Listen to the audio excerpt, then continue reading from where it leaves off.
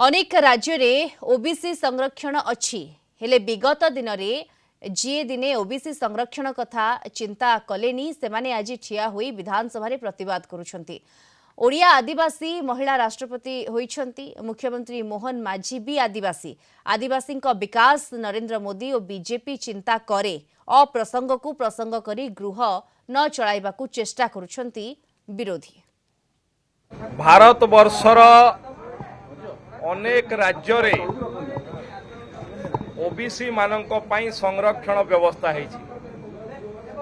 विगत 24 वर्ष भितरे ओडिशा भितरे ना शिक्षा क्षेत्र रे ना चाकरी क्षेत्र रे ना निर्वाचन रे विशेष करी पंचायत निर्वाचन रे जो माने ओबीसी मानक पई प्रतारणा कले जो माने केबे चिंता कले नहीं आज से माने गृह भितर छिड़ा है तांको संरक्षण कथा कहते। जो माने कलिंग नगर रे आदिवासी मानक हाथ काटिकी नहीं गले, जो माने गत विधानसभा रे आदिवासी मानकर जमी कि भली भाव रे हड़प करिवे तापई जो माने प्रस्ताव आनिथिले एवं भारतीय जनता पार्टी प्रबल विरोध परे फेरई नेले से माने आज आदिवासी मानक सुरक्षा